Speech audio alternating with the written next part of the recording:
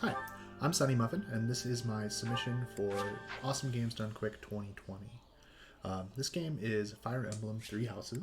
It's the latest game in the Fire Emblem series. It came out roughly a month ago, but the two routes that we have are pretty well fleshed out, and I think will be an awesome showcase of the game at ADGQ. So immediately we get in, we have a bunch of decisions we need to make. Some of this stuff could be a potential donation incentive, so you can name your main character. That could be a donation. The month of the birthday is completely unrelated to the speed run. You want to select a date that only comes up once during the game, so that way you don't have your birthday pop up twice. It's just a little bit faster to have that happen, but it could also be a potential donation incentive. This is the Golden Deer route. The gender of your main character actually does not matter in this route. It's just faster to select male because that's the default. So that could be another potential donation incentive as well. The other route that I am submitting, Black Eagles, does require a female main character, and I'll go into that in that video. So this game is very similar to other Fire Emblem games with the combat. The only thing that's really unique is the battalion system, which we do abuse a little bit later on, and I'll get into that again as we get further into this run. This is the prologue. There's not really a ton to do in the prologue. This fight is 100% scripted. The only thing that can really go different is if your main character decides to crit. And that'll just change a little bit of things. You can get a little bit more experience out of this fight, but it's completely unnecessary, and it just eats a little bit of time, but then you can make up that time a little up next split.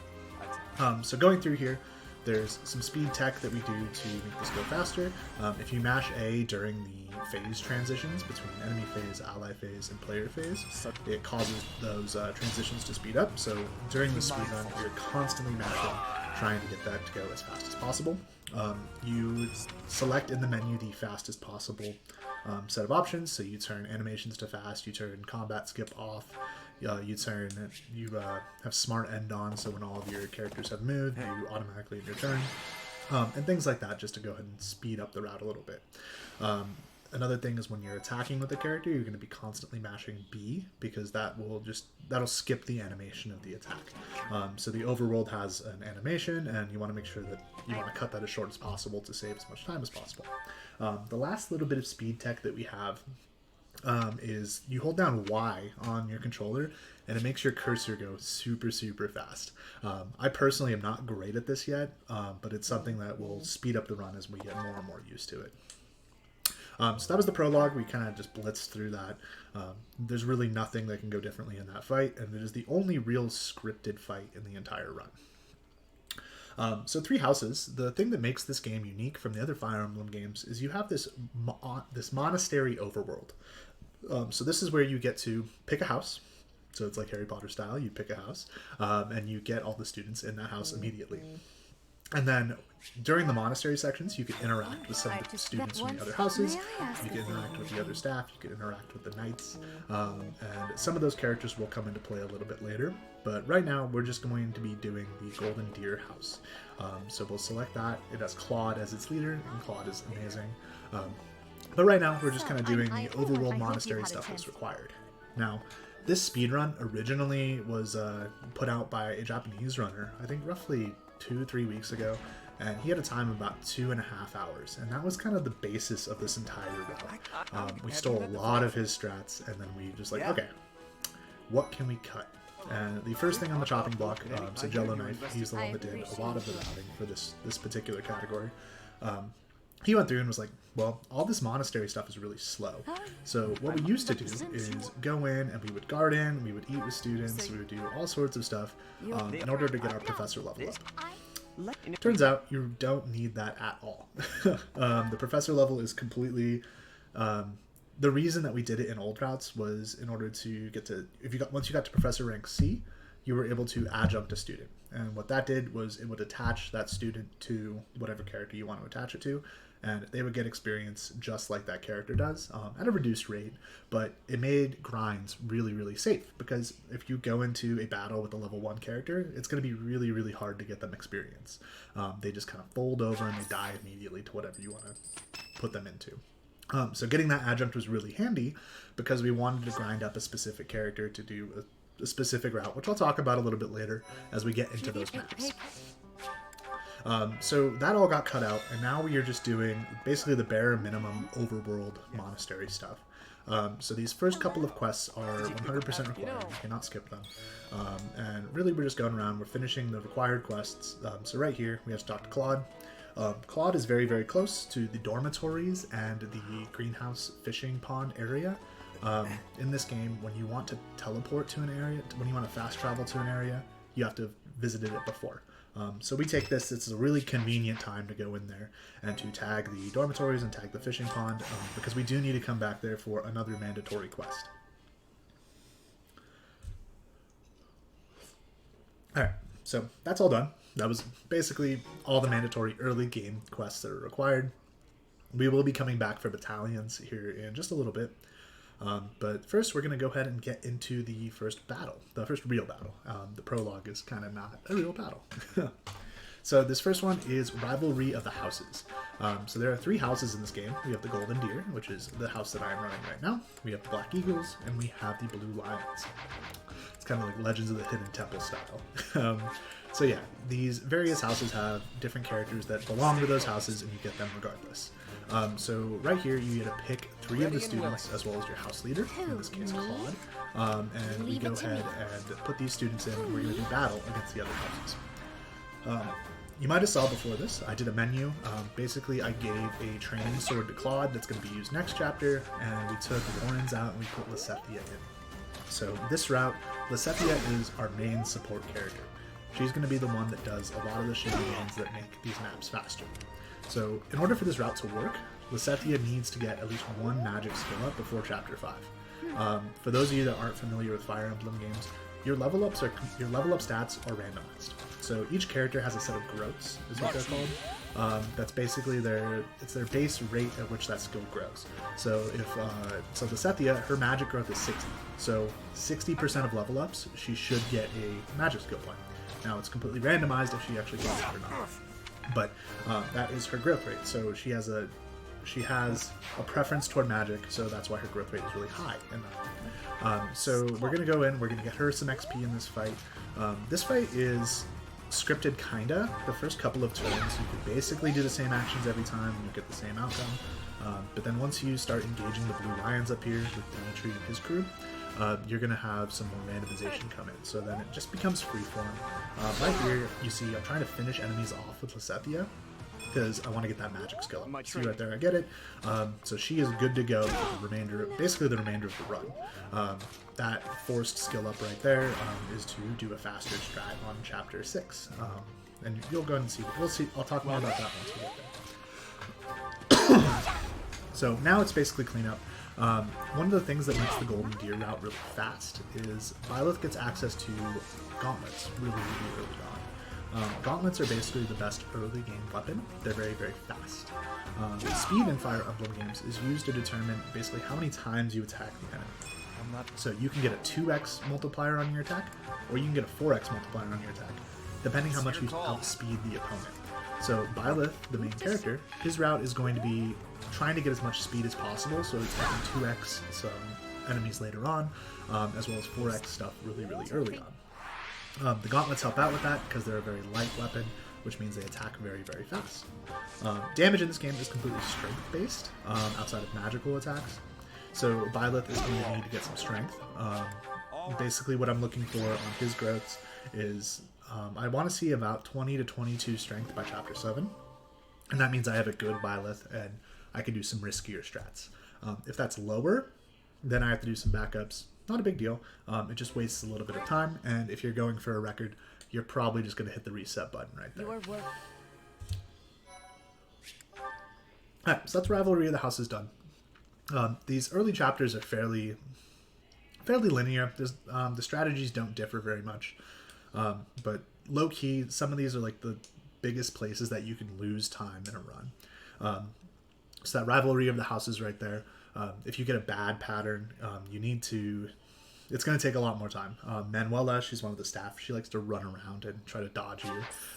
She will kite you all the way to Africa if she can.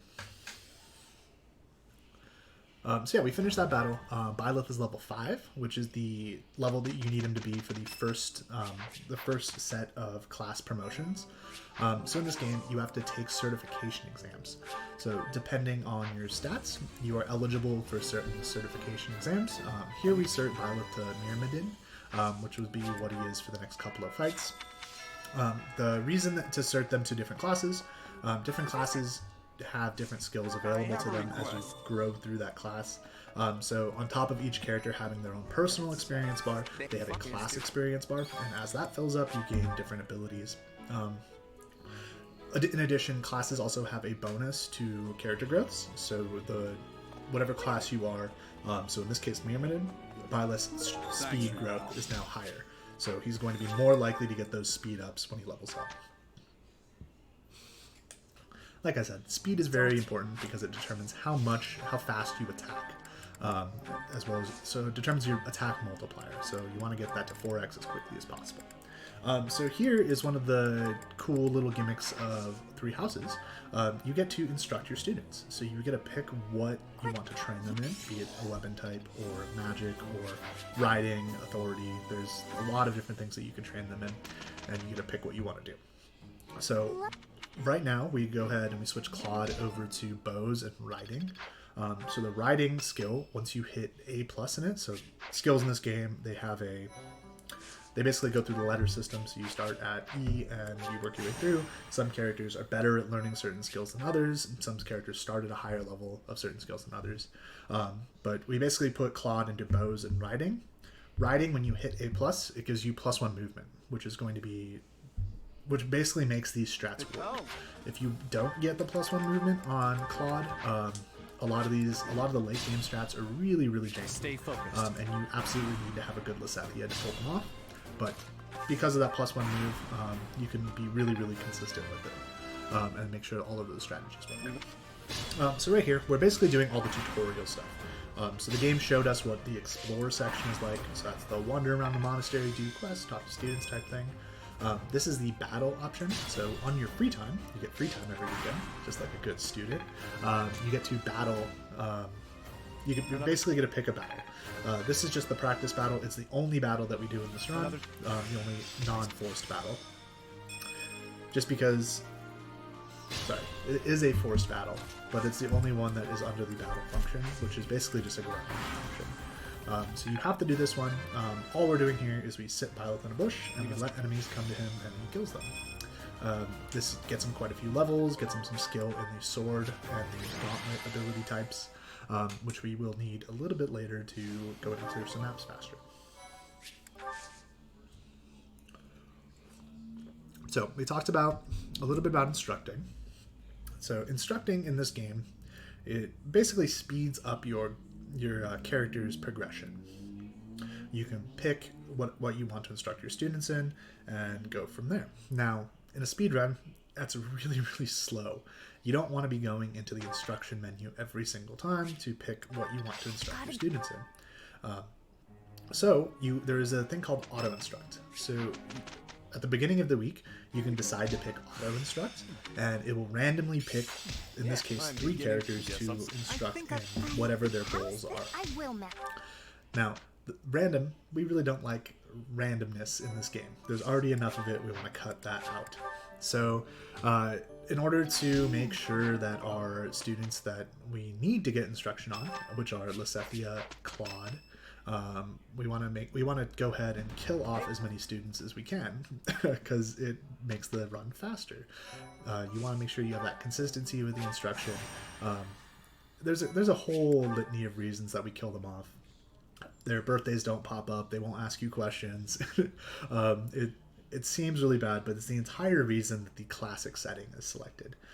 So in this game, you can select classic or casual. In casual, there's no permadeath. So Fire Emblem games are notorious for their permadeath mechanic, and the classic version is what goes ahead and does that. So this is the second battle. This is the Red Canyon Dominance battle, and this is where we kill off all the students that we don't need. Ready and willing. So what we do is we go into the menu and we unequip them. We want to make sure our casters unequip their spells. So we're unequipping Marianne and Lawrence right here. And we just basically make them sitting ducks. Now, this was like this is one strat that hasn't changed at all since the original Japanese run. Basically what you do is you run Byleth and Claude forward. You unequip Byleth because that will aggro the two enemies to him because they see him as weaker. And then you go ahead and re-equip the weapon, heal him up, and now the enemy's like, whoa, I'm not going to be attacking that guy, he's probably going to kill me. Oh, but there's those juicy targets that are unequipped in the back. So we're going to run around him and go kill them. We sit Claude in a bush with the trading sword to make sure that he doesn't kill them off until he absolutely needs to. And then those two enemies kind of get manipulated to go behind the lines and get killed by, and kill off the students that we don't wind up needing in the speed run. So this battle, you're basically just running forward. Here you really want to, this is actually one of the low-key, like, most dangerous chapters. I would say that resets between here and chapter 7 are the most frequent. In this game, like, you're playing basically as risky as you possibly can to get fast.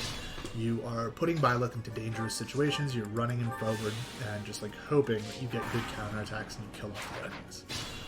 With a good strength growth, this is pretty consistent. It happens pretty often that you get into a little bit of a sketchy situation, but then you just kind of heal up and you're good to go.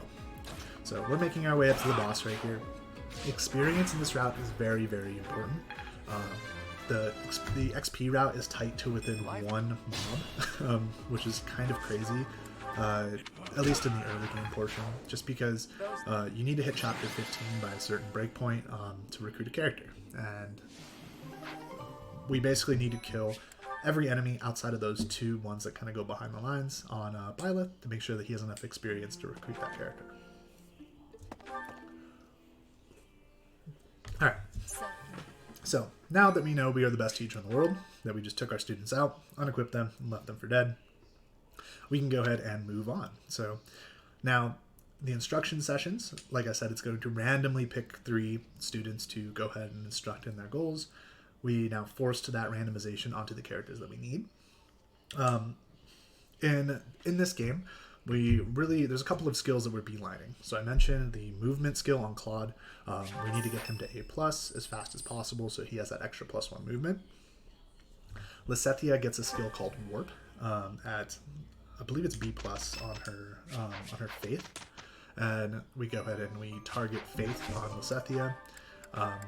Yeah, and that's really it. So Byleth skills, so when you skill up Byleth, it needs to be based on his attacks. You can't actually instruct him outside of the monastery shenanigans, which are slow, so we don't wind up doing any of that.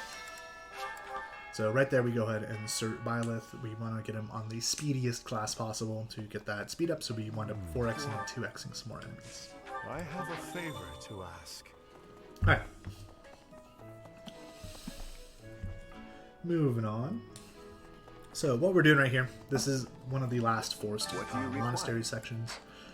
Here, this is the quest that gives you access to battalions. So battalions are this game's new gimmick over the other Fire Emblem games. They're essentially an extra unit that you can attach to every character that you have access to. So right here, we're hiring some battalions onto the rest of our party. Byleth comes with Gerald's mercenaries right away, so he has a pretty good battalion on him just to start. Battalions provide extra stats, so you'll be able to see, like, depending on the battalion, if it's like a magic battalion, it'll provide magic stats.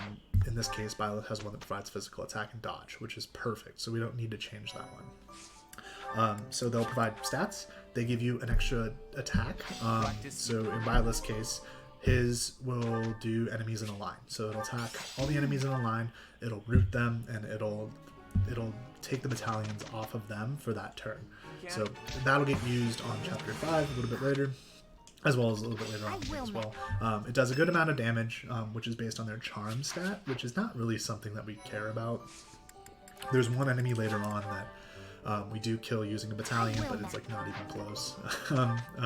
The amount of damage they don't do, the amount of damage that they do really isn't spectacular. They're more used for their utility. The different battalions offer different attacks that you can do. They also offer buffs.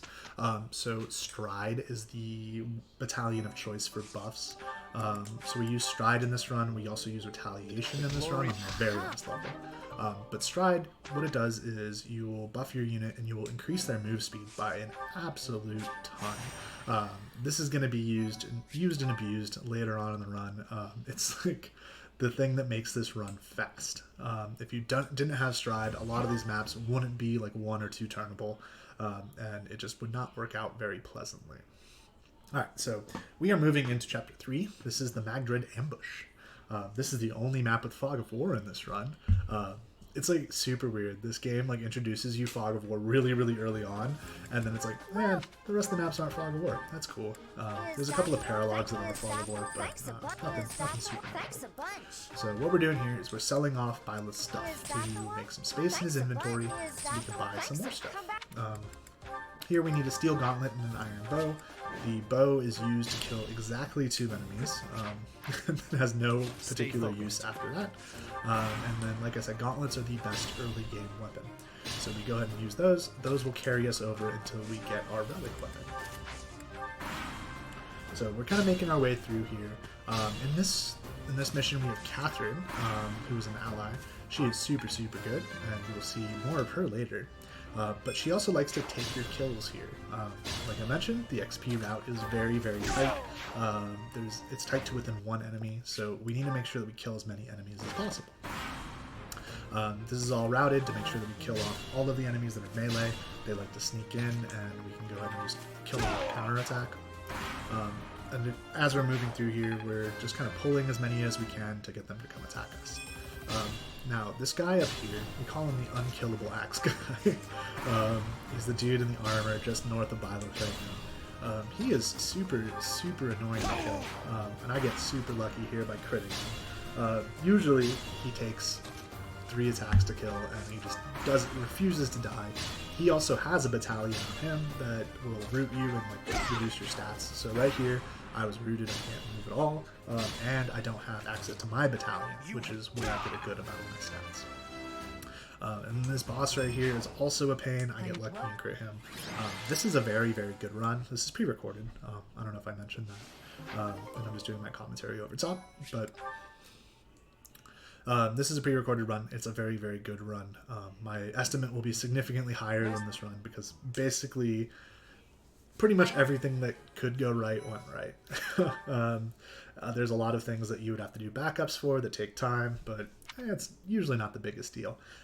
Playing on casual or playing on classic and normal, you're able to retreat from battles, keeping your XP. So should a battle just go like completely horrendous, you can go ahead and retreat, start it over, you have more XP, you'll have more stats, and it usually goes a little bit better the second time around, especially if you botch something.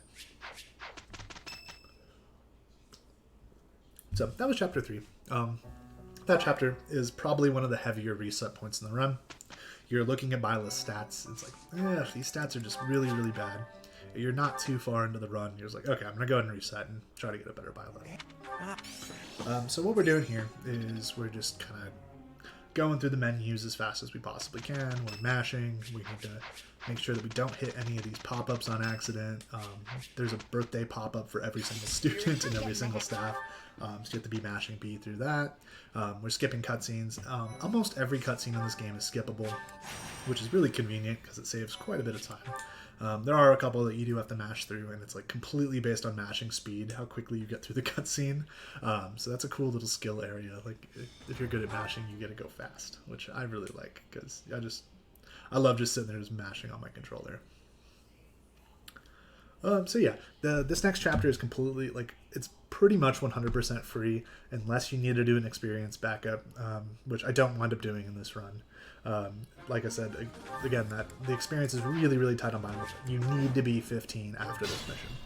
If you are not 15, strategies for the next 2 levels are not going to work at all, and they will be so much slower that it's just terrible. So we make sure that we get 15 on Byleth here. If I needed to, I could kill a couple of extra enemies here, and it would all work out okay. So here you can see that hold Y to move the cursor. It goes super fast. It's like, it's so hard to try to optimize and do that quickly. So the bow is used there. I need to make sure to kill the left guy at the very beginning, or else he comes and attacks Claude. You saw with Stride, my movement is absolutely ridiculous. you're basically able to move from one side of the level to the other in 2 moves. So that's the whole reason that Claude is there, just to stride Byleth to get him up there as fast as possible. A lot of these strategies are basically copy-pasted straight out of the original Japanese run. That one was improved a little bit. Nothing too crazy. Like if you're 2-3 turning that map, there's really not a lot you can do differently. That's the first appearance of the Death Knight. You can't really kill him at that point, so you just kind of do the mission as fast as possible.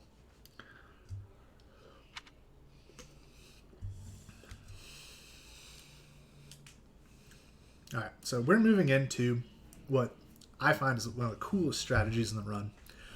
So originally, in the Japanese speedrun, the runner decides to get Professor level C, which requires a lot of overworld monastery stuff. You eat with your students, you do gardening, you do all sorts of garbage. You can also answer questions from your students to get a bunch of professor points. So he got level C before this mission, and what he would do was do a battle and adjunct Lysethia and do just some crazy stuff. I really don't know like why we thought that was fast to begin with, but that's what we copied. And then Jello, he was like, no, that's slow, we're gonna cut it. So what we do now is we go and the reason 15 was important is you need 15 to recruit any of the Knights of Saros. So Catherine is available in this run. She's not available in a couple of the other runs. But what we're going to do is go recruit Catherine. So you have to do Gerald's quest here. We do some teleporting around the monastery, just to go as quickly as we possibly can. So I fudged my menuing here a little bit. Not a big deal. So we're going to go into the reception hall here. So some of these loads, we really don't know how they work. There's 2 doors to this reception hall, and this door decides to load a lot faster. Believe it or not, this is a fast load for Monastery. You can see why these sections are so slow. So we're going over here to the Knight's Quarters.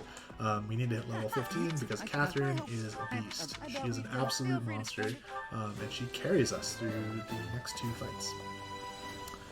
Additionally, she wields Thunderbrand. So in this game, Thunderbrand is a relic weapon, and it is way better than your relic weapon.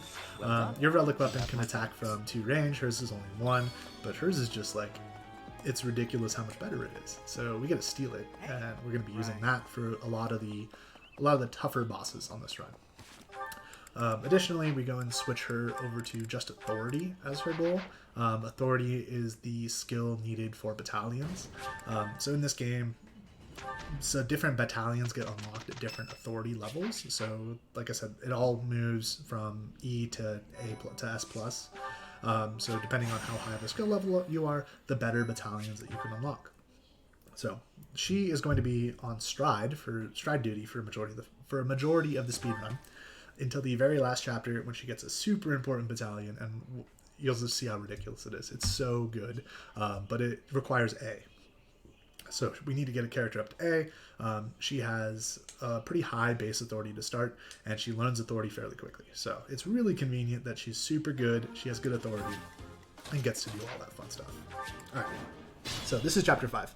This is really like the big make or break point of your early game. So what we're doing here is we're going to move our dudes up against the wall. One thing that Jello found out was your positioning when you get warped up for phase 2 is dependent on your positioning in phase 1. So we use a very specific positioning to make sure all of these shenanigans work. So Lysethia, she got the warp skill just before this mission. She's going to throw Catherine over this wall. We use Claude for stride, so she has more movement.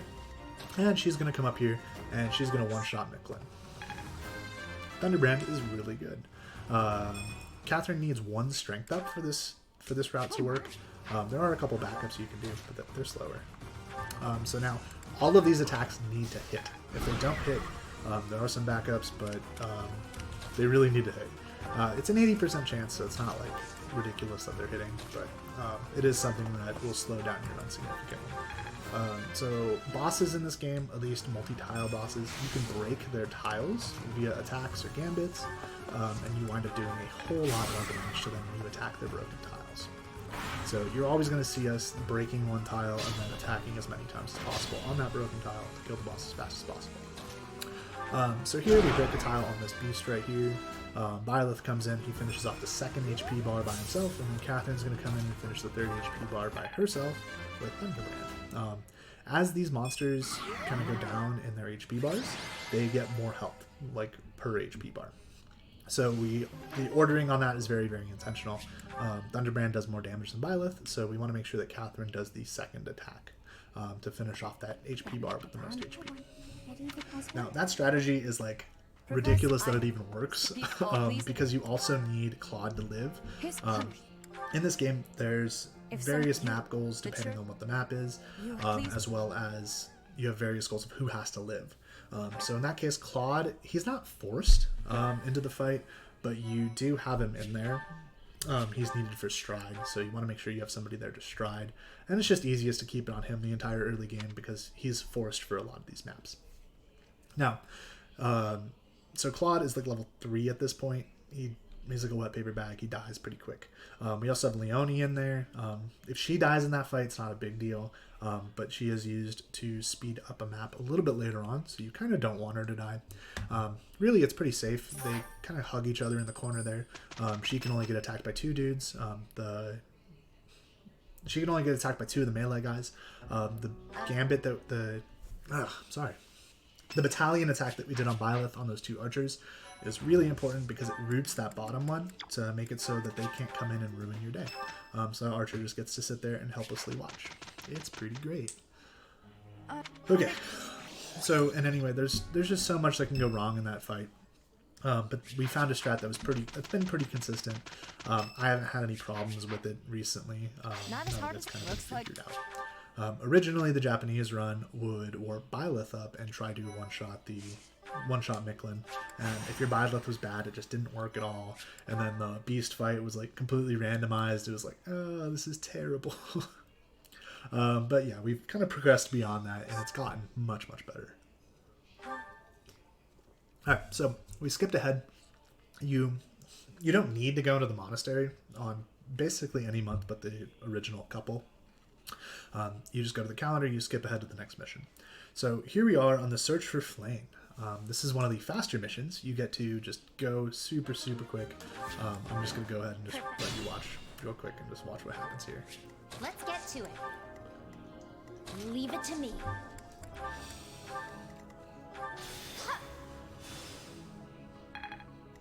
I'll crush them all. So that Death Knight, he's big, he's scary. He dies to Catherine.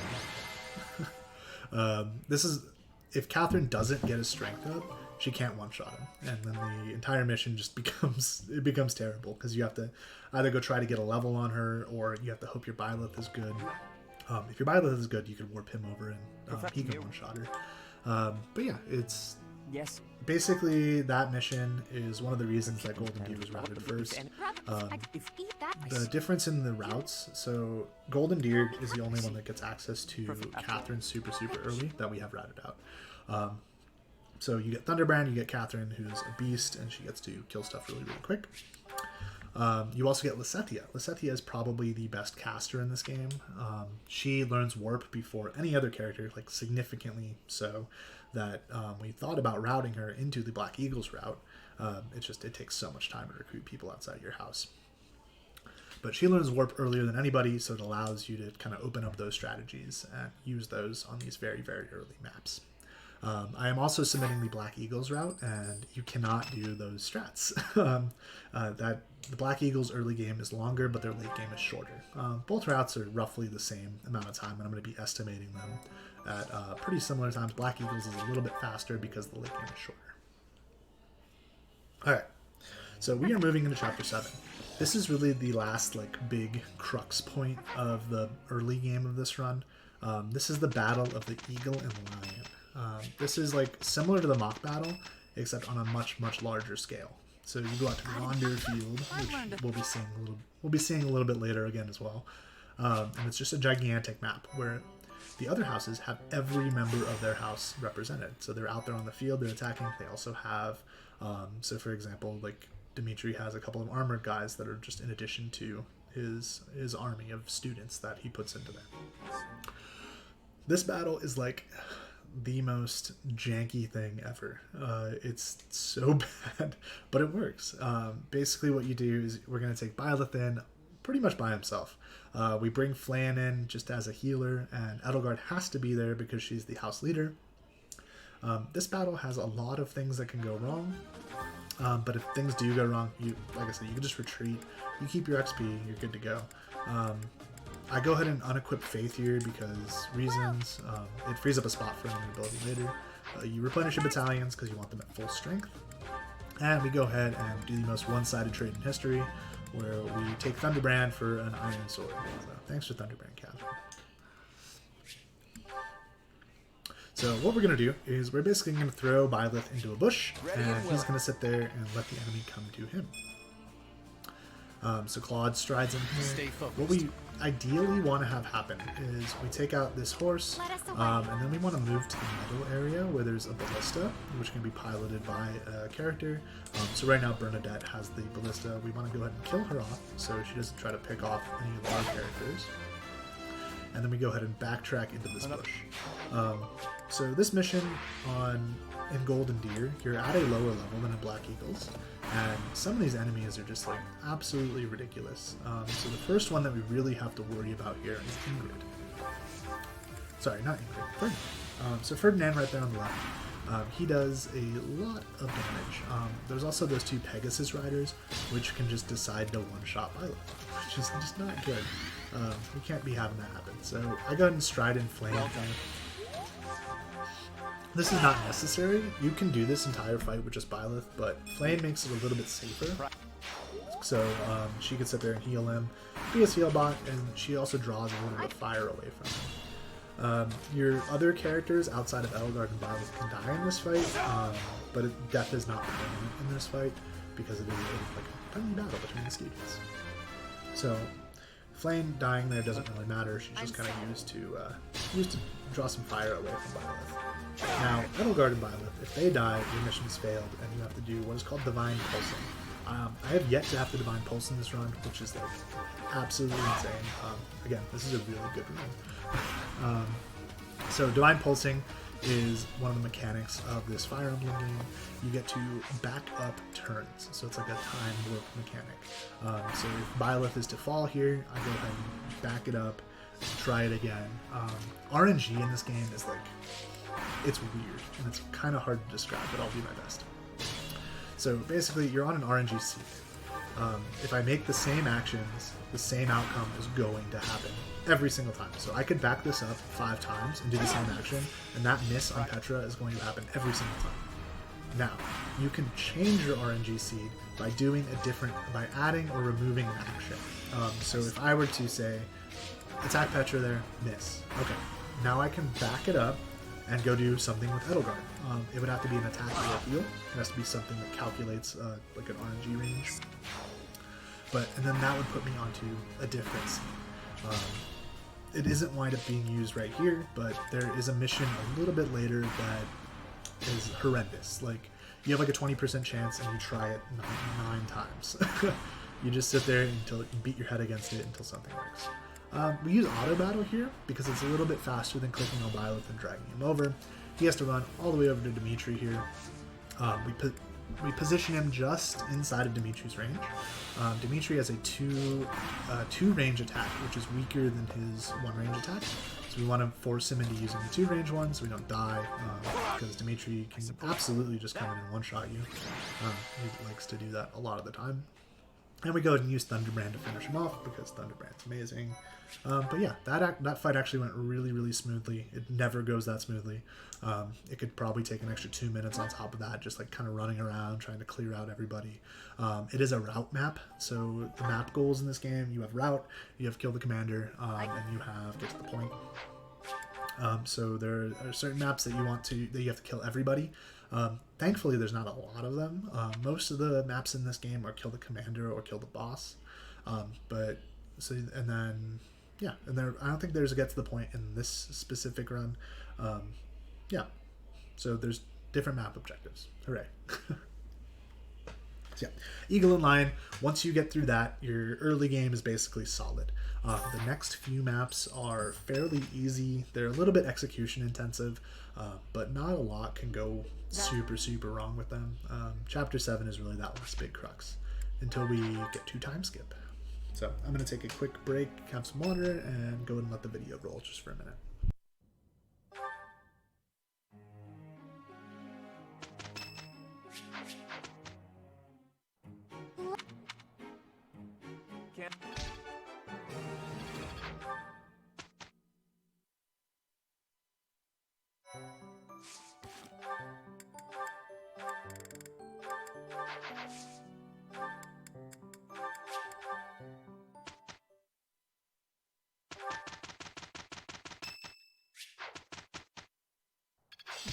I'm getting there. Looks like...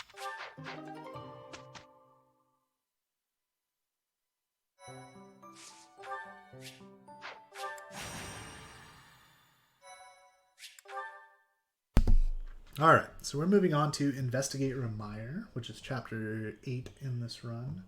Yes, okay. I have them mislabeled accounts. But there are 20, in the Golden Deer route, there's 22 main chapters, as well as the prologue. So there's like 23 battles on top, and then you have the forced practice battle. And then as maps get more and more complex, the strategies kind of get a little bit more ridiculous. This early on in the game, we don't have too much that we're working with. Like, we have warp, which is cool, but we're not quite at our full power, so we're just making our way through early game here. Just using Byleth. This map is a little bit weird. It becomes a kill the commander map after 3 turns, so our first couple actions are just getting Byleth into position here. The commander is going to spawn at the top of these stairs down south here. We want to make sure to get down there right at turn 3 so we can go ahead and finish this map as fast as possible. Sorry. Claude got attacked here, which is a little unfortunate. You can save a turn by him being at full health there. I want to make sure that he doesn't die, because if he dies, the mission ends, and you want to prevent that from happening. It's slow. So we go to move down up here and get him in position to kill the commander next turn.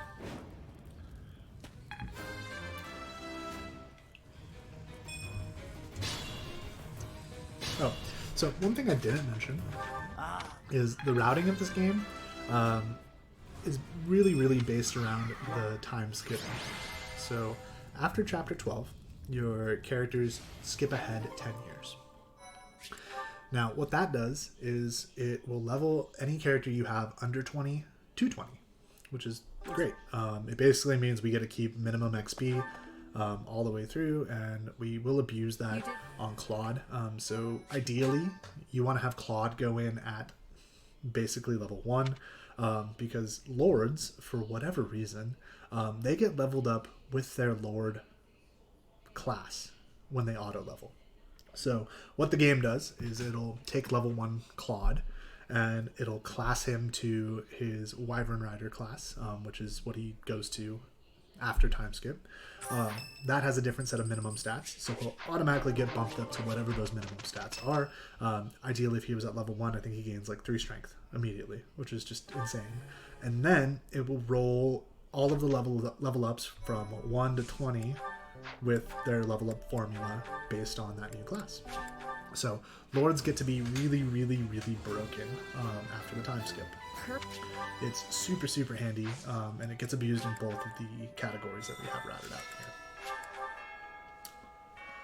Alright, so here what we're doing is, this is the Dancer chapter.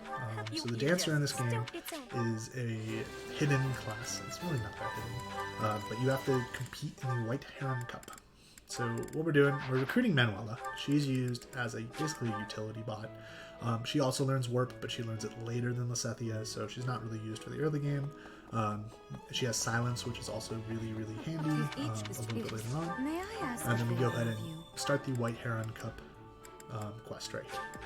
Now, luckily, Flayn, who we just recruited like 2 chapters ago, has enough charm to win the White Heron Cup every single time. So we recruit her, and then we get her as our dancer.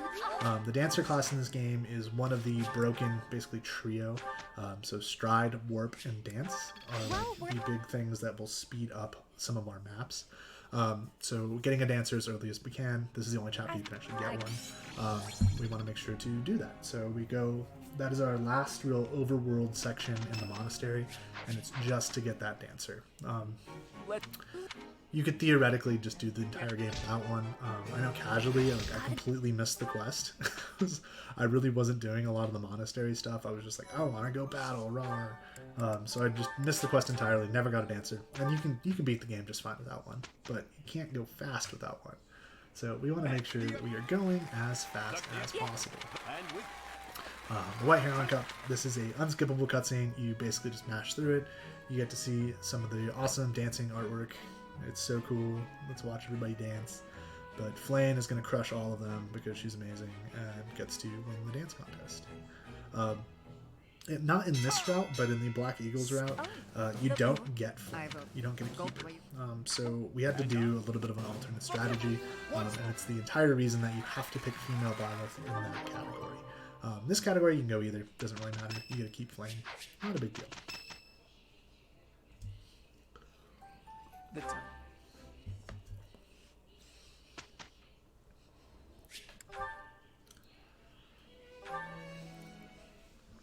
So, like I said, most of these cutscenes are skippable. We're basically just mashing plus through here, making sure to go as fast as we possibly can through these. Oh yeah, we're just skipping ahead to the next battle. This next one is going to be Salvation at the Chapel. This map is actually like really weird. A lot of the routing of this, like, it's not a hard map particularly, but to go fast, it's just strange. So you have an NPC, you have Geralt there who wants to like help you out, but a lot of times he just like isn't very smart. So we had to kind of figure out a way to manipulate him to go where we want him to go. There's gonna be 3 lizards, with the 3 4-square lizards that we need to kill, and like they're not particularly tough. They don't really take too much, but we want to be able to do it fast. So what we want to do here is we're gonna be using Catherine and Leonie to kill the left one, and we want to keep it in a very specific position. If it stays there over on like the left side of the wall and it doesn't move, Geralt will go north, which is what we want to do. Yeah, so ally phase comes after enemy phase, and we want to make sure that that lizard right there is going to go south to the student and not to the right at all, or else Geralt will go to him. So we go ahead and stride here. Again, stride, one of those broken abilities, helps us move really fast. We use Lysethia to go ahead and break a tile here. On this little lizard, we switched Catherine's Gambit on her, which displaces the lizard 1 back, so we start 1 position further next turn. That causes the rightmost lizard to aggro onto Io, and he doesn't take off to the northeast student. Let's get to it. So here's Leonie. This is the entirety of what we kept her alive for. She's breaking this tile for Catherine, so Catherine can come in and one-shot the tile. The lizard has 2 HP bars, so she's going to do it again, and then Leonie is going to die a pretty peaceful death. This lizard's just going to eat her. Sorry, Leonie. You're super cool while we had you, but now you're dead. That sucks. This is bad. So she's just going to break this tile for Catherine, so Catherine can come in one-shot. And then the rest of the fight is basically just cleanup. Byleth and Flane up here are going to be taking out this lizard. Yeah, so the dancer, what she does is she'll enable a character to take another action. Dancer is the only class in the game that gets that ability. It's super handy because you basically make it so whoever your strongest character is taking another move or moving forward a whole bunch, which is great. There is a dance battalion in the Blue Lions category that we're working on routing that hopefully will be pretty cool. It's pretty overpowered that being able to dance a whole bunch of people at the same time. So I really hope there's some cool shenanigans that come out of that.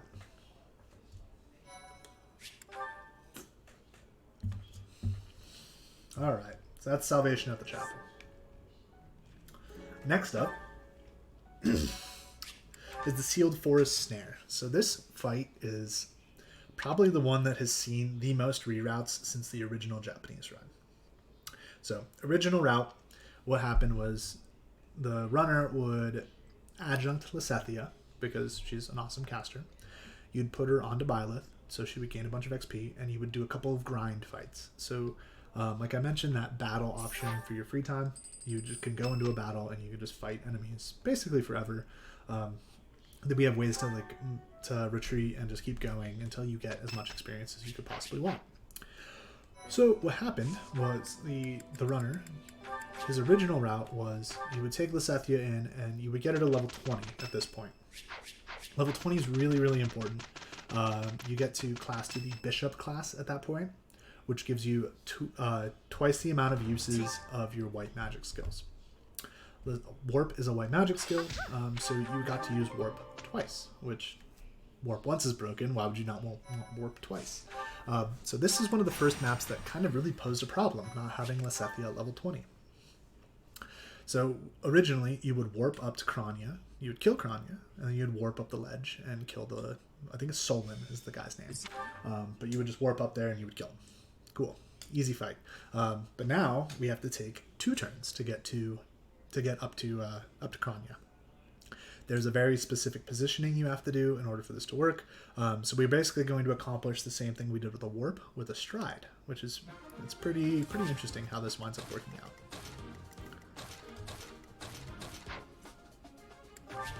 So go ahead and shuffle some people around.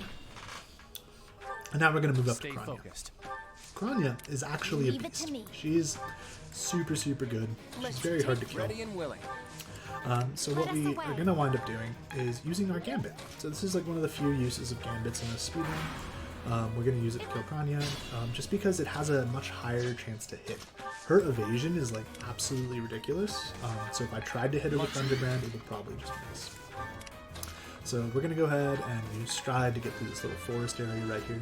You have reduced movement in forests, so that Stride doesn't move as far as you would think it would. But once you get out onto the open space, you're going to go ahead and do that. You want to unequip your weapon here. The reason for this is if Kranya attacks you and you counterattack and kill her on the enemy turn, all of the enemies get a chance to move before you get to move your characters, which, since you have a bunch of characters that are really underleveled, they're going to get worked. So you want to make sure that you kill her on your turn, because then you're going to trigger these cutscenes. Byleth is going to fuse with Sodits, which is an important plot point, but this is a speedrun. We don't care about plot. Which classes Byleth over to the Enlightened One class, which is pretty cool. And then we get a whole other set of actions. So this is all the same turn that we just did. It just refreshes your actions right there. So this is actually, I think, my biggest blunder in this run. I mispositioned Lysethia here. She is a little bit too far to get to the area that I need to warp her from. This is all very tight. In the original run, you had way more magic. So warp distance is based on your magic stat. Your magic divided by 4, and that's how many tiles you get to warp. So at that point, we were just kind of able to warp from wherever. Like, you were even able to warp from the starting tile if you had really good magic, and it wasn't like a huge problem. But here, my Lysethia cannot reach. So you can see here, her warp distance is only 3. Because she's like, I think she's level 3 or 4 at this point. She's not a very high level. She cannot warp very far. So I mispositioned her. She was too far to the left. Now I had to Divine Pulse back, and we're going to position her further to the right. Let us away. Just to make sure that we can go ahead and warp Byleth. Now, if you didn't have a warper, you could theoretically just run all the way down and just be super slow. But yeah, we want to make sure that we use our one warp to get up this ledge as opposed to getting across the forest.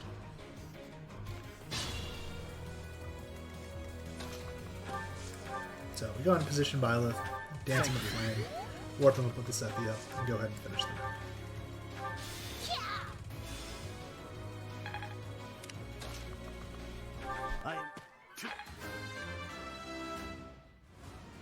We must. Alright, so, and that's really like all I have to talk about for like outside of missions. So in a marathon setting, this would be a really good time for some donations. You would just you'd be rolling them every single time that you go to the load.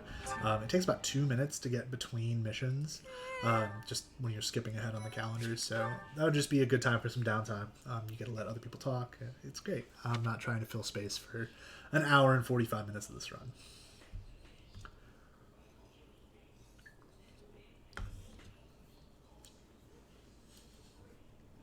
All right, so we are making pretty good time.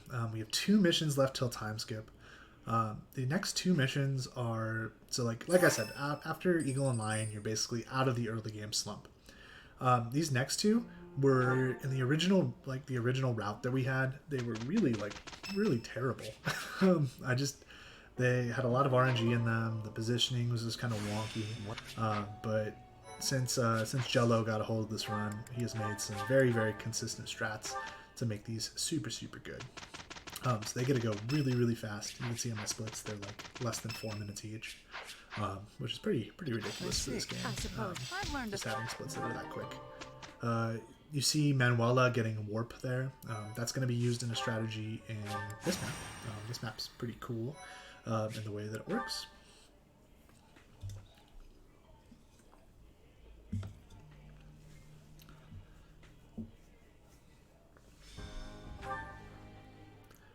So this is Conflict in the Holy Tomb. This is where the big plot twist is unveiled. So spoiler alert, if you have not played this game, please don't watch this chapter. It is a gigantic spoiler right at the end. So what we're going to do, the positioning in this map is like the tightest positioning basically in the entire speedrun. This barely works by like 1 tile. It's kind of ridiculous that it even does work for the 2-turn strategy. There is another way that we do it in the Black Eagles route because Manuela doesn't have warp at this point in the Black Eagles route for some reason. Stay focused. So what we do, we're going to go ahead and move Byleth forward.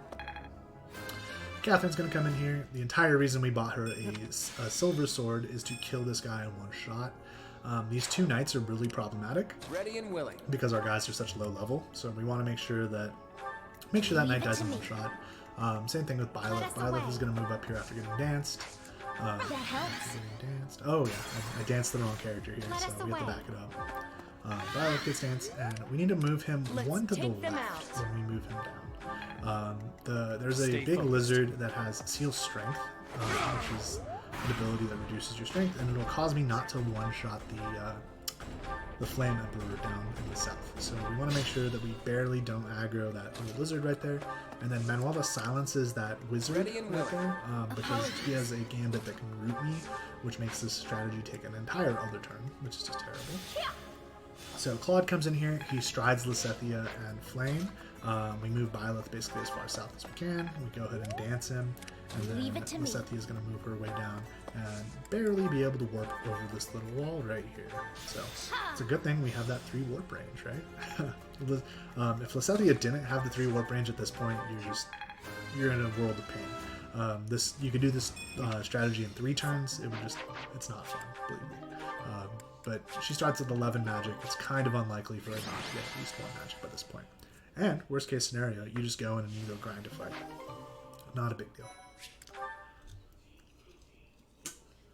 So, giant spoilers.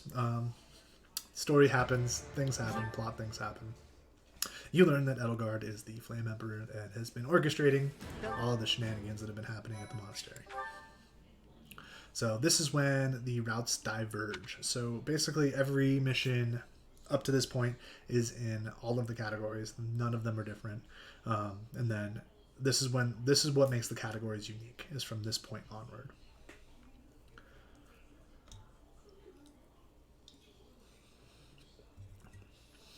So we're going to move forward.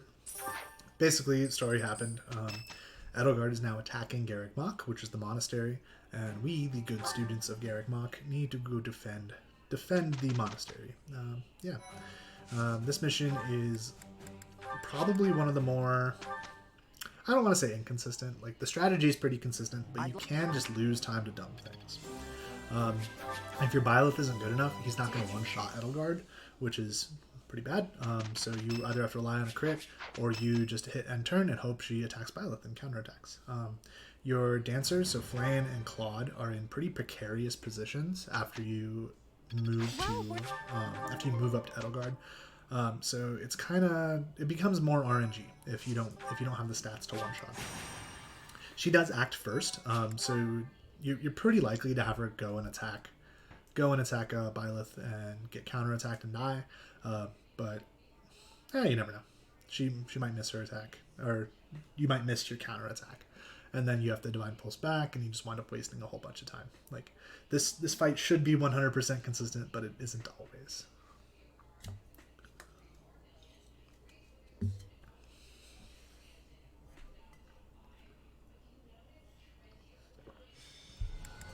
Well, Alright, so we're going to go in and we're going to buy the battalion for Byleth that we're going to be using for the rest of the game. The ability on it is completely irrelevant. We never use it. It's just the stats. So Byleth gets a whole bunch of physical attack from that battalion, as well as some more avoidance. So it's very, very handy. let us We away. position our other units here for some RNG resets. Ready and willing. Like I mentioned earlier, you can change your RNGC by doing another action, so we want to make sure people are in position to kind of abuse that as much as possible. Report. So I long as we don't think I wound up using it at all in this run. So you basically just dance here. You can see the power of stride here. Like you're moving 10, 12 tiles with Byleth right here. So we want to make sure to stride Byleth and Flame. Flame comes up here, she dances Byleth, Byleth comes down here, and hopefully one-shots Elderguard.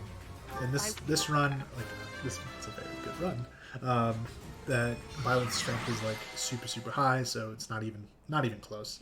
You can also crit Edelgard. Byleth has a pretty high crit rate at this point, so it's like not out of the ordinary that you get out of there in 2 turns pretty quickly. All right, so time skip just happened. So all of our characters are moving throughout time. Woo, here we go. Yeah, so they're all getting leveled up to 20. Claude was level like 5 before, now he's 20. The reason that I switched Lysethia to Monk, like I think 3 or 4 chapters ago, was Monk has a better growth rate than her base class. And again, I want her to be rolled at that Monk level instead of at her Noble level.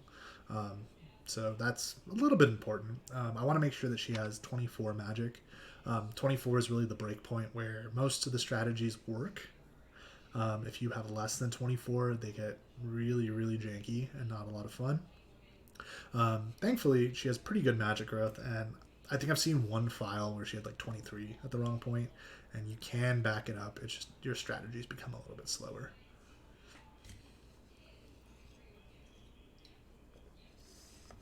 Alright, so we are moving into Hunting by Daybreak. This is actually like one of my favorite maps.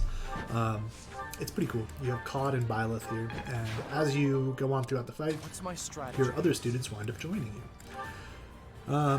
Ideally, we finish this before any of our other students even show up because they're slow and they like to talk. So we go ahead and trade Claude the XP gem here. So the XP gem gives you 10% on your skill and class XP. So it makes it so you learn your skills faster. It's pretty cool. And then we do a little bit of a trick where we trade Claude, and he trade his own bows to himself, which reorders them within his inventory. He will always have the top bow automatically equipped, and we don't want to be using Failnaught, which is his relic weapon, because it's too good. We only have 20 durability for it. We don't want to... Oh yeah, items have durability in this game. I don't think I mentioned that. God, this game is so deep. There's lots of different like nuances to it, lots of different things that happen in the route. Yeah, it's really cool. I highly recommend it if you haven't played it. So we want to make sure to have the Blessed Bow equipped because it is his worst bow that still one-shots people. So we want to basically use that as priority. It's like, what is the best bow that still kills stuff? We're going to be using that one. Or what is the worst bow that still kills stuff? And then we'll kind of progress down as these chapters go on. So up to this point, Byleth has been our main killer. We've just been shooting with... He's had tons of XP. He's very buff. Likes to kill things. But we're going to be switching that to Claude because Claude can kill, which is super handy in this game. Claude also gets an ability called Pass, which makes it so you can go through enemy units instead of having to route around them. It's just, in general, Claude is way better than Byleth in this particular instance. So we do some very specific attacks and movement there. So Claude's second gambit, it roots the archer, but it roots and then you put Claude in range. Claude has counter for ranged attacks, so then you park Claude close enough where he can counterattack both that swordsman and the archer, which will open up a path to Byleth to kill the commander, who then runs. So this commander is going to try to run away. He's kind of trying to book it out of there. He's like, oh no, I'm dead. Okay, and then Claude just kind of hunts him down because Claude's a beast, and he likes to do that. So yeah, we're just going to continue moving on. But yeah, that map is like super cool. It usually works out that you get the 4-turn strategy. If you wind up missing a gambit or missing an attack, or an enemy doesn't counterattack for like because you messed up positioning, then you have to take an extra turn, and then Lysethia comes in and she does her dialogue, and it's slow. It's so slow. So you want to make sure to get that fast strategy on there. It works out probably 90% of the time if you do it right. If you accidentally attack the wrong enemy or gambit the wrong enemy, it just you lose like pretty much a full minute right there. All right, so we're moving on. That was time skip. We got all of our students back, not the dead ones, they're still dead. And it's actually really funny. The end of this game, they like rewrite history. So when the credits roll, it gives you like a recap of what every student has done, like their accolades after the game happened. So for the students that got killed in Chapter 2, it says they died protecting Garrick Mach. It's like, no, they didn't. They died in the Red Canyon. But I thought that was pretty funny. It's like the game really doesn't expect you to have students die off before time skip. So it just like kind of writes all of them in to die at time skip. So what we did here is we classed Bishop to Lysethia and Manuela. The Bishop class has a +2 bonus to magic. So not only does it have additional magic uses, so now Lysethia has 2 warps, Manuela has 2 warps, it also gives them a little bit of a boost to their base stats, so their warps can have a little bit more distance on them. I want to try to hit 24 before this upcoming chapter. This is protecting Garrick Mach. This is probably one of the most RNGE levels of post-time skip. Just because it's a big level, there's a lot of different things that you have to do. There's a lot of nuance to it, and you're not clearing it in one turn. I don't think we really haven't like come up with a good strategy to clear this quickly, just because of the way that the objective changes. This is also the biggest menu in the game. This is when we're going to be setting up Claude and Byleth for late game, and yeah, it's like probably one of the coolest segments in the run. So, 1 second.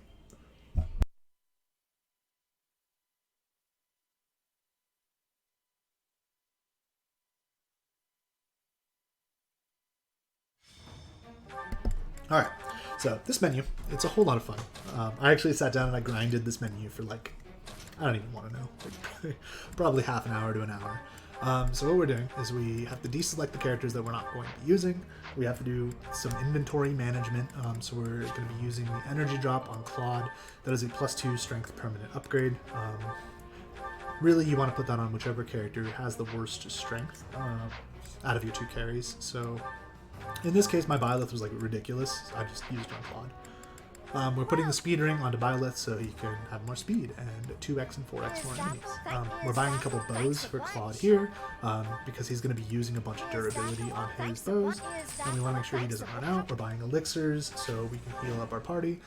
We switched over the Stride Battalion to Catherine, who's going to be holding on to it until the very final map, and then we changed some positioning on some units because we needed them near Byleth so we could do this map quickly.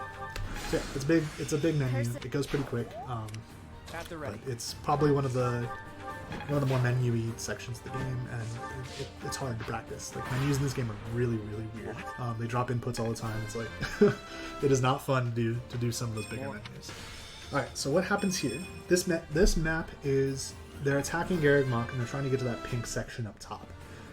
So Claude is going to be basically being a boss and body blocking all of these guys on the left-hand side. There's a ton of them. When we scroll further south, you'll see how many there are. But he basically just sits here and he counterattacks and kills everybody. Now, this right-hand side is the most nuanced part. So that NPC that spawned right there on turn 2, he basically charges down the map. He's charging to the little archer cannon, and when he reaches the archer cannon, he sets the entire area on fire.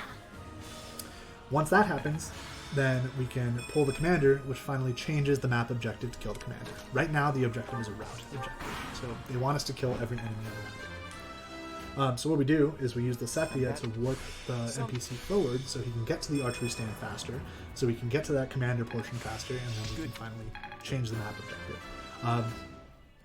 doing the route version of this objective is not that much slower. The real slowness of it comes from Claude leveling up a whole bunch because he starts at level 20 and I'm grateful. he's killing a whole lot of enemies. So, like, I've ran this and my route version was not even a minute slower, but it is slower. So we wound up doing this like weird strategy of not killing everything and just kind of having Claude body block. It's a little riskier because he doesn't get as many levels. So I could just park him like really far south and he would kill everything and gain a whole bunch of levels. But each level up takes like 3 seconds. We want to not do that. Now, in a marathon setting, I probably would do that. I want him to be as buff as possible because some of these late game ranges are really, really hard to hit. And you want him to basically just have as best of stats as possible. So, that archer lit the entire map on fire. And we're just kind of moving Byleth down here. The map objective is not yet changed. Pretty much what we have to do is put Byleth in range. Once this commander moves off of his little like lily paddy spot thing, then the map objective changes to kill the commander. All of this movement is like really, really precise. So I precisely moved and warped Byleth, so he was 1 tile north of where the archer was that I needed to kill when the archer got there, and then I'm going to move him over to 2 turns, move him into range of the commander, get him to a position where I can counterattack the commander and kill the commander on his own turn. That is the fastest strategy that I have found, but it only works with 6 warp. So Lysethia needs her 20-24 magic at that point, or that strategy just completely doesn't work and you take an extra turn. So yeah, like there's a lot of adaptations that have to happen in these strategies, depending on what RNG you get on your skill ups. It's really, really cool. I actually really enjoy like the little nuances that give you that like game knowledge edge. I think that really makes a cool speed game when you can like know, okay, I know that my Lysethia is low on warp, I have to do this backup strategy and it's going to be faster because XYZ. Alright, that was a lot, sorry. These next 2 maps are like ridiculously quick. So that protecting Garreg Mach strategy has just been, been a little bit fine-tuned from the Japanese run. We know a little bit more about the map. We know better positioning. We know backups. Originally, you had Flan as you had Manuela as your Strider, and she would die like immediately. Like every single time, someone would just bomb rush her and get her killed, and it was like really, really RNG. Catherine's pretty sturdy, so we put Stride on her just in case she winds up getting counterattacked. The entire early game part of that, we do 1 turn slower intentionally just to speed up like later turns. But yeah, it actually winds up working out pretty good. The original Japanese run actually wound up grinding before that fight because you needed 38 magic on Lysethia, which is like crazy to me now running this with having her at 24. Because like you needed 38 magic for some of the strategies that wind up happening a little bit later. So you wound up grinding, you got her to like level 35, which was like way more than you needed to do. And on the whole, like the strategies probably save you less than a minute. Like it saves you a turn on a map later. It's not a ton, but the grind wound up taking 6-7 minutes. So right here, this is the first instance of Claude just being a monster. So flying is, as it happens, really, really good. So this was one fight that needed to get adapted to the low warp strategies. So basically what we do here is we just use Manuela to get Lysethia a little bit further forward, so the warp doesn't have to go as far for Claude. So we're moving through here. Just going to go ahead and dance Claude. We move him to that very specific position, so Flame can dance him. Lysethia is going to go ahead and warp him forward here. And this is kind of my warp check on Lysethia to see how good she is. And then Claude just comes in here, and he's going to use the Brave Bow, which is like probably the best weapon. It's Claude's best weapon because it 4x's. That's part of the unique thing about the Brave Bow. It's not as strong as Fail Not, which is his relic weapon, but it does attack many, many more times. And he also has a pretty high chance to crit with it. It's really, really good. So Brave Bow is basically the weapon we're going to be using on Claude for the rest of the game. So yeah, that map gets cleared in 1 turn, just because Claude's a beast. We get to move him forward, flying, he gets to fly over all the lava pits. Yeah, that strategy is basically the same as it has been since that Japanese run came out. Alright, I'm going to take a quick break here, get some water. I will be right back.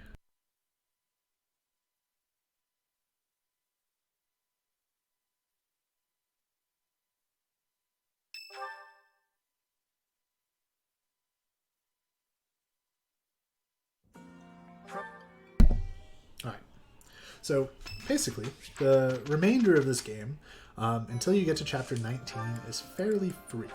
So like, I call this like the early late game, and all of these strategies are pretty consistent. You really don't have too much variance in them. You can have some weird stuff that happens, but it's like not very often that it happens. These splits are very, very consistent. Yeah, you're just kind of blitzing through the game as fast as you possibly can. All of these strategies are either slightly changed from the original run or not changed at all. Like, yeah, they're really, really cool. Hopefully, but we had to make some adaptations to them just because of the low warp ranges. So coming up here, we have the Great Bridge Q, which is 1 turn slower than the original run. But again, that 1 turn takes 15 seconds. Whereas grinding Lysethia to a high magic strat takes 6 minutes. So yeah, it's a little bit of a trade-off, but it's an easy trade-off to make for speedrunners. We know what's fast. We got to go fast.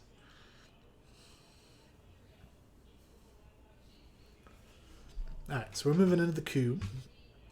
This fight has multiple commanders, and they're kind of all spread out throughout the map. So we have Ferdinand off to the left, and then we have another dude on the south. I don't remember his name, but he just kind of gets annihilated. And then we have an opportunity to level up Lysethia a little bit. So this is where if she has a lower magic stat, you can go ahead and get a couple levels on her and hopefully get that fixed.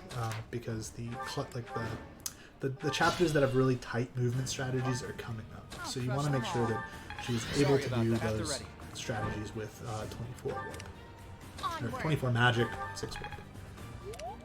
Alright, so we position Claude where he is in range that he can get Lysethia warped forward and flamed danced.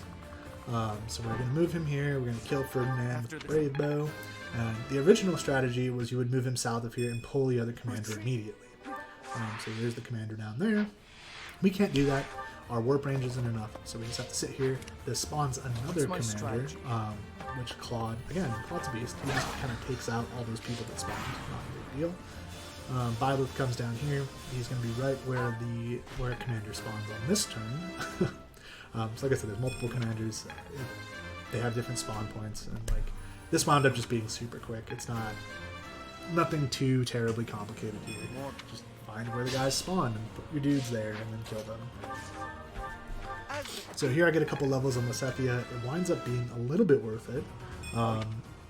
So like I said, everything is routed around 24, but you can do faster strats with 28 because it gives you an additional warp range. So she's going to get 28, I believe, before chapter 17, which enables me to do a strat that I don't normally do, but it is faster, which is cool. So she's getting some levels here, she's killing some dudes, not a big deal. And then we go ahead and just park Claude on the bridge to pull Judith over here, who's going to just get killed by Claude. Yeah. So, I'm hurt. But I'm sorry, not Judith. Judith is in Black Eagles. I'm sorry. It's like, why is he killing Judith? Judith is on his side. No. A really cool thing about this game is there's like a whole backstory for all of the houses. They're all like noble houses that have come from like generations of history. And once the routes diverge at that chapter 11, chapter 12 point, then you kind of get to see more into like what they're doing, why they're doing it, more of their motives, more of their like outside characters that aren't students. And I think like casually that was super, super cool. Like you get to see why they're doing the things they're doing, which is awesome. So yeah, we're coming up on chapter 17. This is like, when I was learning this run, like 2 weeks ago, it wasn't too long ago, when that initial speed run came out and I was just trying to mimic it. This was the one that gave me the biggest headache. So the original run routed out 38 magic on Lysethia, which is like, again, that's just insane. And it wound up getting her Gremory, which is a master class, which requires level 30. It requires Professor level C. And by routing out Gremory, You're able to not worry about any of the student questions. You're able to not do any of the overworld monastery junk. You're able to not grind. You're able to... There's so much stuff that you can cut by cutting grammar. But this was the map that like really gave me the biggest headache when I was originally learning the run, because Claude's range on this map is like just enough to get to where he needs to be. So by playing around with like different warp ranges and rescues and things like that, we finally came up with a consistent strat that works for 6 warp, but it requires that +1 movement on Claude with the horse training. That's the entire reason he has the goal of horse. So he gets that +1 movement, and this strategy works out. It's great. Before we did that, you had to have a really, really good Lysethia, or you just couldn't complete this mission. So this is Tor Gronder. You're back onto Gronder Field. That's where Chapter 7 took place. It's a gigantic map. You have 2 commanders to kill. You have to kill Edelgard and you have to kill Dimitri. And they're both on opposite sides of the map, because why would they not be? So we're going to go ahead and send Claude down to the bottom left to kill Edelgard, and send Byleth down to the bottom right to kill Dimitri. Now, again, this strategy is like ridiculously tight on movement. I actually got lucky and had Lysethia be a little bit higher here, so it's not as tight. And usually, if she has 6 warp, your Byleth roll is a little bit worse than your Claude roll. So when you're routing out these maps, you basically want to do your least likely thing first. So my least likely thing in a normal run is Byleth killing Dimitri. So you have to attack Dimitri at range. If you have 6 warp, you can't actually walk up to him and hit him with Thunderbrand. If you're Thunderbranding him, it's 100%. He just dies. But if you have to use Sword of the Creator, it's a little bit of a lower roll. So you would do Byleth first, because that's less likely to happen. If it doesn't happen, you would Divine Pulse, and then go down your list. What's the next least likely thing to happen? So, okay, Claude killing Edelgard. So you would Divine Pulse, and then go to Claude killing Edelgard, then go back to Byleth, because now you're on a different RNG seed. So a lot of the late game routing will kind of follow that pattern, where you're doing the thing that's least likely to happen first. Additionally, I want to make sure that, so right here, this positioning is really tight. I want to make sure to not aggro that lizard right there in the top left, because he has seal movement. No, he has seal strength. Petra is the one that can root you. So I want to make sure that Claude is taking the last action in my turn, because if I have to Divine Pulse and change something, I want to make sure that I don't have to move everybody else all over again. That's just part of being fast in this game. You gotta know how to order things in order to make them, so if you have to back them up, it's quicker. It's really nuanced. It's really cool. Like, I really enjoy all the like little game knowledge snippets that help you go quick in this game. So we come in here, Catherine goes and strides Lysethia so she can get close enough to warp Byleth. Byleth goes down south, and he goes ahead and Thunderbrands Dimitri in the face. And even though... Oh, nope, it missed twice. Okay, I forgot what I did here. What's my strategy? Oh yeah, so it missed, so I go ahead and just Sword of the Creator. Different weapons are on different RNG seeds. So I had double miss on Thunderbrand. Sword of the Creator is a completely new roll. So I'm going to go ahead and go try the Sword of the Creator and make sure and see if that hits him after I Divine Pulse. Generally, the Thunderbrand was a higher roll there, so that's why I tried that first. Didn't work. Tried something different. There's only really one chapter in this game that gets like abused, because it's like the chapter is so difficult that if you don't do that and you don't get what you need, it becomes impossible to complete. So you'll see that it's in 2 chapters from now, and I'll do some more explaining of that, because it's really like the biggest headache we had when routing this game. Coming up, we have Taking Fort Merceus. This map is like ridiculously easy. You either 1 turn or 2 turn the Death Knight. You basically just do everything like you would think you would do. I think even casually, I basically did a speedrun strat at this level, because it's like, oh, there's one commander. He's not that far away. So you just warp Byleth up there and try to kill him. Yeah, so you'll Thunderbrand him in the face, and if that doesn't work, you Sword of the Creator him in the face, and if that doesn't work, you hit end turn and do it again next turn. But yeah, this mission has a lot of leeway. It's like 100% free. You can lose maybe like 20 seconds, not a big deal. Yeah, I'm gonna go ahead and turn my mic off for a moment and have some more water.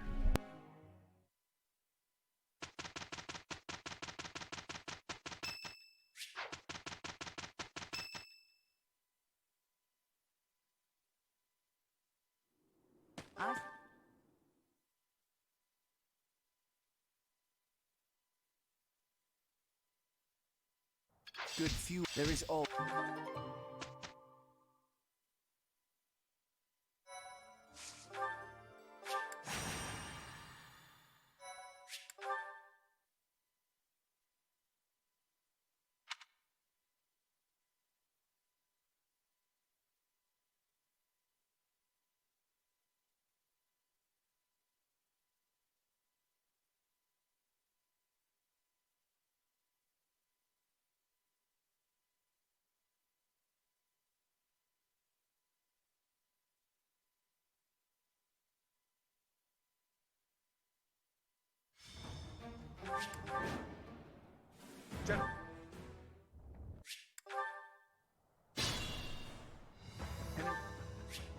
I'll crush them all. I'm great. What's my strategy? Onward. Let's make this quick. Sha!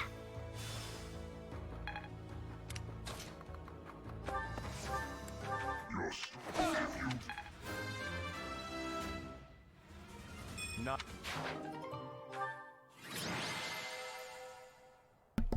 So yeah, like I said, really easy mission.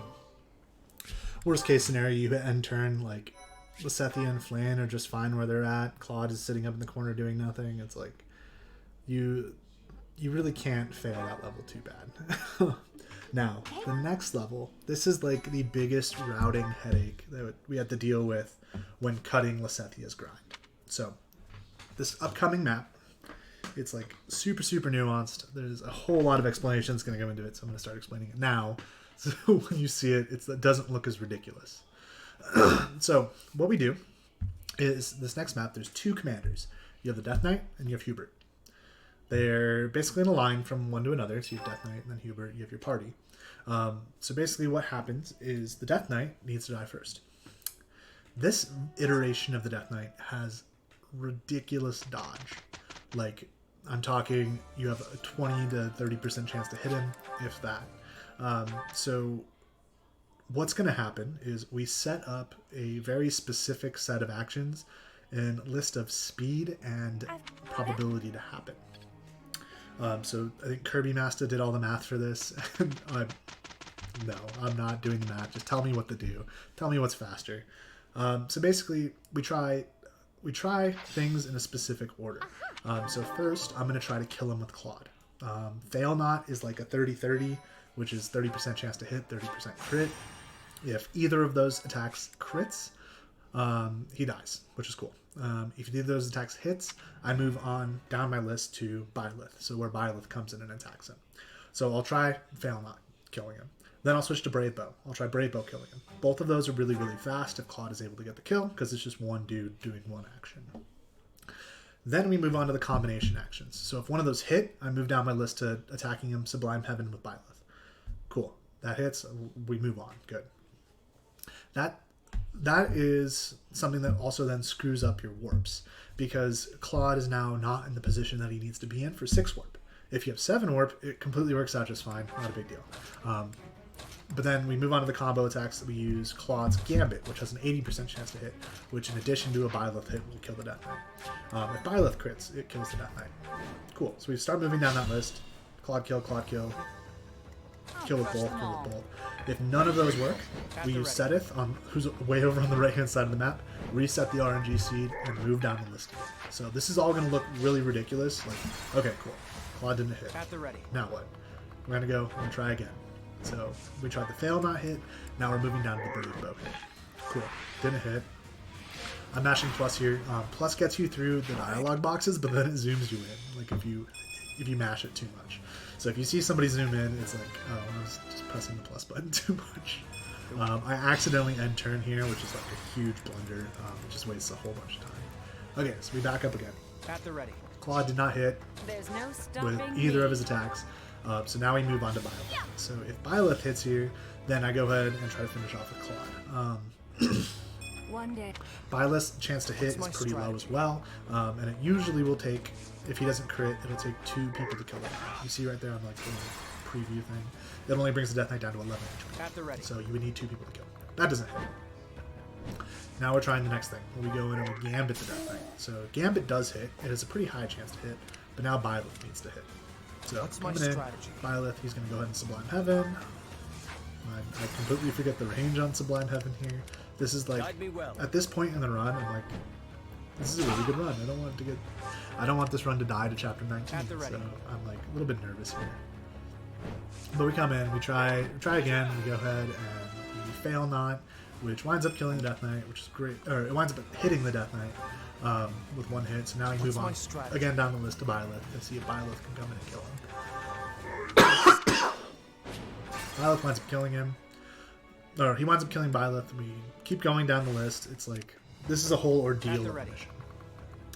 You get 8 Divine Pulse charges, so you can try 9 different things.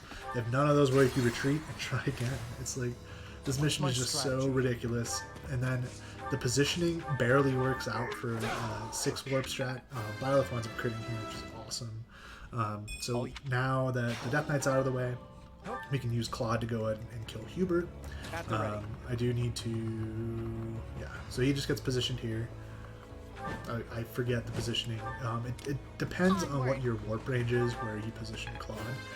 Because in order for him to get close enough to Hubert, you have to have him at a certain spot where he gets warped by Lysethia. It's like, it's a whole thing. This is probably the most nuanced mission of the run. So much went into like the routing of this. The original like Japanese run just gets lucky and crits the Death Knight. We're like, what?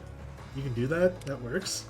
And it's just so ridiculous. And we're like, okay, cool, we'll try that. And then we get to this chapter, it's like, turns out that doesn't work. We need to have a whole bunch of backups. But yeah, so we wind up finishing the mission with Claude here. Hubert's pretty free. It's just that Death Knight. He has such high evasion that you basically just keep running down your list of options till you get to the bottom. Reset. Okay, try again. But you can lose, like here I lost almost 2 minutes on that split. Like, oh, it's so bad.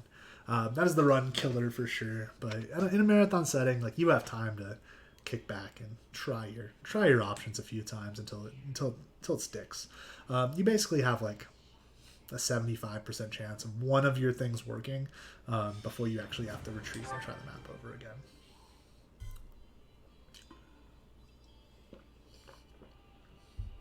Alright, so we're moving on to Confrontation at the Palace. This is basically the end of like the Edelgard storyline and the start of Those Who Slither in the Dark's storyline. This mission is like ridiculously easy. It basically, you just do what you would think you would do. You stride, you warp, you stride, you dance, you warp, and you kill Edelgard. Yeah, not a lot really happens here. It's pretty cool, pretty fast mission. Doing this mission casually, like going all the way around, is like ridiculously slow. So we don't do that. You also have these like giant beasts that are just a giant pain to kill.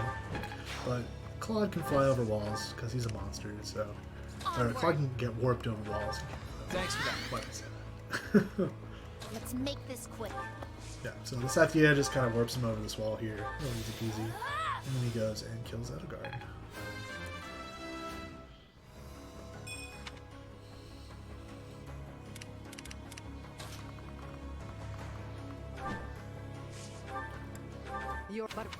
I think my Claude actually doesn't kill Edelgard here, and I have to try a different bow. I'm hurt. Yeah, okay. But I'm with you. So you Divine Pulse back, try a different bow. Not a big deal. At the ready.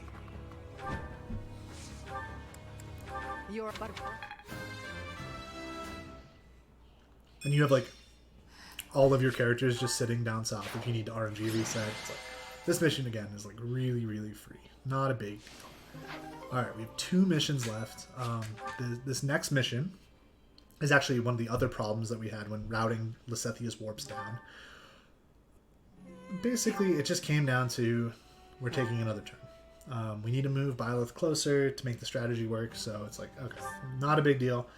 This is probably the biggest time loss from the routing change, but the time loss is only not even a minute. Like, so it really made a lot of sense to just cut out grinding entirely, use Lysethia with a lower warp range, and just go with that.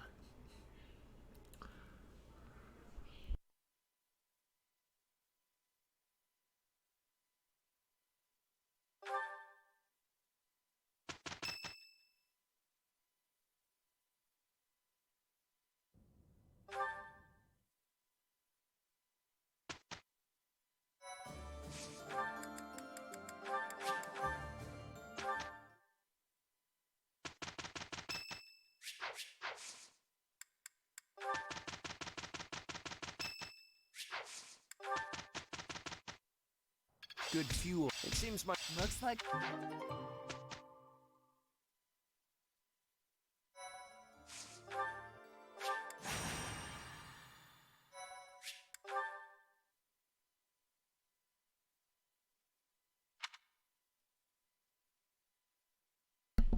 All right, so we're moving into the mission.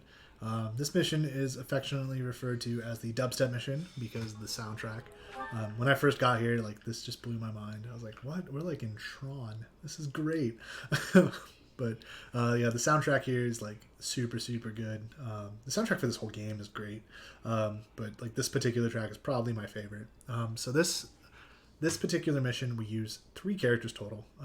We use Lysethia and Flame. We don't bother with the Stride. This map has 4 spawn points for your characters, so there's like 1 in each corner.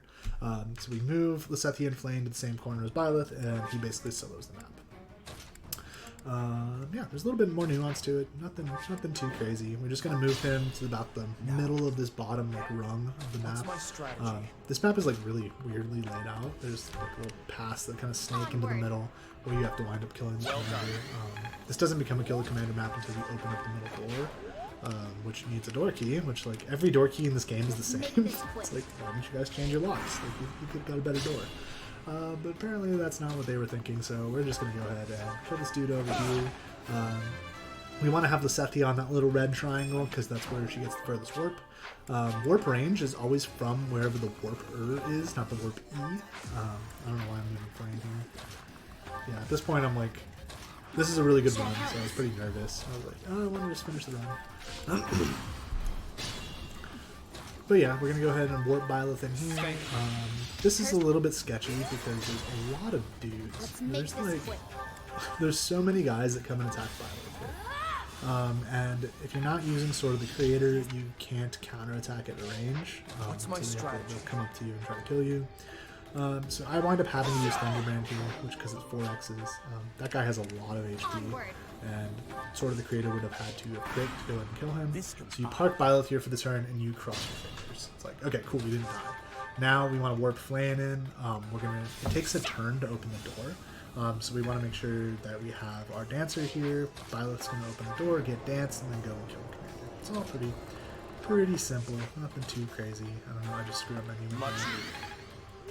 Let me go ahead and go and kill him. Not a big deal. And then there's those who slid there in the dark. That was like that storyline just kind of comes out of nowhere, and then it gets fleshed out fairly quickly. Alright, so we're moving on to the last map. I'm going to start explaining it now because it's a whole nuanced thing. There's a lot of stuff going on. So we have a couple of things that go on in the pre-fight. What we're going to do is we need to switch our Stride Gambit onto Manuela, because we're going to be putting the Retribution Gambit onto the Retribution Battalion onto Catherine. Since now Catherine is A rank in Battalion, she can use that. She's the only one that has a high enough authority to do it, and that's just because we switched that way back in like Chapter 5, where we switched our goals over to just authority. So Retribution, it allows you to counterattack regardless of range. So there are enemies on this map that attack you from like 3 miles away. Like, it's ridiculous how big their range is. But then, since you have that Retribution Gambit, you're allowed to counterattack. So pretty much what the strategy of this is going to be is we want to throw Byleth and Claude like as far up into the map as possible and have them counterattack stuff down. Things that happen on not your turn are always faster than things that happen on your turn because it gets skipped, which is great. So there's 10 commanders on this map that we need to kill, and then we need to kill Nemesis, who is the final boss of the Golden Deer route. So this map is also happening on like an acid lake. I forgot exactly what the story is, but once you kill one of the dark mage in the upper left, the acid thing goes away. Your units stop taking damage from it. It also heals enemy units. So we basically use Claude, who's our most movement heavy character, to beeline that dark mage, kill him so they stop healing. Then we throw our dudes into the middle and kill off the commanders. Now, the original positioning is very, very important. You basically start with 2 commanders that are really, really close to you. So we don't want to throw Byleth, and we do throw Byleth and Claude up into the map as far as possible. But then those 2 commanders are kind of a problem. They kind of sit at the bottom and they hang out and they don't really go and attack because you have other juicy targets right there. So what we do is we're going to use Seteth the first time in the game, other than RNG resets. He's going to get a battalion, which will help take out this first commander, and then we move him into a very specific position, which entices the... there's a melee commander just north of your starting position. It entices him to come kill Seteth. That melee commander then can be killed with Lysethia because she's a boss. If you have bad magic on your Lysethia, you can back it up like 18 different ways. Not a big deal. But then that takes care of the two closest commanders, and you're free to kind of throw your carries up there, and they can deal with the remainder. What's my strategy? I'll crush them all. So we're going to go ahead and use our Retribution, Retaliation Gambit here, our Stride. We're going to move Seteth into his very, very specific position. You can see the melee commander. He's just like northeast of here. I do this map from like bottom to top. A lot of other people do it the other way. It's like all preference, no speed change either way. So Byleth comes in, he finishes off the first commander, you get the story.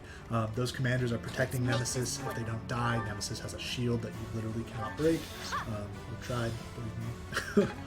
So Seteth is going to entice that melee commander to come down, where Lysethia can very easily clean him up. So the other commanders are all going to get killed by Claude or Byleth. At the ready.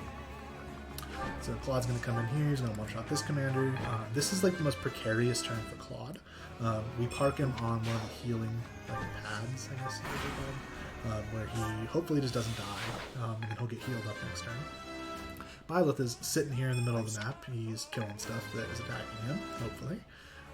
With that full counterattack range, he's able to take out stuff that's like way across the map, just because Retribution is ridiculous.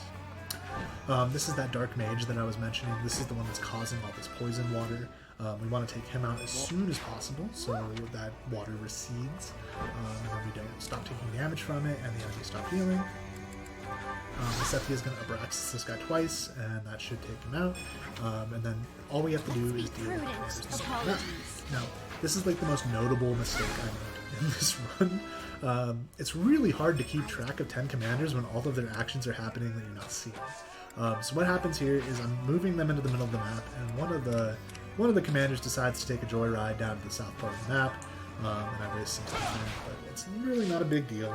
Claude has ridiculous movement, so he's able to get down there and clean it out. Now, Nemesis. Nemesis has a whole bunch of HP. Like if you get a good crit, you can kill him in one shot. It's very unlikely. Like your crit rate against him is lowered. He has really, really good evasion. So what we do is we take out all the commanders and then we gambit him off of his platform. You want to make sure that he also has unlimited counterattack range, just like you. So we have to gambit him off his platform. He can't counterattack the gambit. It doesn't deal that much HP, but we want to make sure to get him away from there. If he's sitting on his little pad, he just keeps getting healed and he's impossible to kill. And then we basically go down the list again. It's like, okay, I'm going to try Brave Bow with Claude. Cool, that hit. Awesome. Move on to Byleth. Try this. Okay, didn't hit. Back up. And just keep moving down the list. It can take 3-4 turns to kill him. Like, you might have to whittle away his HP with Claude. The reason we bought the elixirs way back in like chapter 13, 14, were just basically for this fight. So you can see Byleth is getting really low here. The elixirs will fully heal him up. Same thing with Claude. We want to make sure that we have healthy carries going into the Nemesis fight. So here I am looking for the commander. I think this happened in Oro's run too, which is really, really funny that we both had the same thing happen. But yeah, the Pegasus guy is just like way off to the side. I don't know why he decided to like fly. There's nothing to kill over there. Like he should never be over there. I realize it pretty quickly. So I send Claude over there to kill him, and now Nemesis's shield is down. So we're gonna go ahead and break. Use the Gambit to move him off of his spot. I get really pretty unlucky here because Claude is down HP. Claude is the one that's going to be doing the majority of the damage to Nemesis, and you want him to be pretty high on HP, or else he's just going to get one shot. On this map, if you have either Claude or Byleth die, you fail the objective. So you're kind of doing a dance of managing their HP here while trying to whittle Nemesis down. There's a whole bunch of things you're doing. So I'm checking the combat preview to see if I have combinations that could possibly kill him. Otherwise, I'm just going to heal up. I also took too many turns here, so all of the enemies that were on the bottom of the map are now moving up to the top of the map. And it just becomes a whole cluster. It's just not... this is not a good Nemesis fight. I but must pull through. that happens. You have to know how to be able to back it up. So I'm just kind of playing cat and mouse with Nemesis right here. We're healing up. We're getting him down. He's at full health right now, which is just like awful. This fight takes entirely too long when it doesn't go perfectly.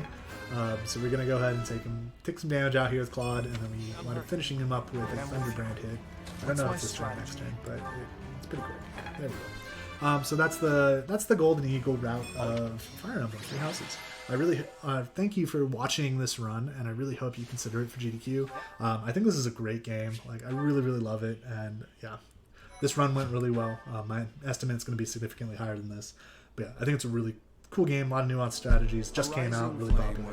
Yeah, I hope you guys consider it and wind up picking it. But yeah, if not, have a good rest of your day. The ambitions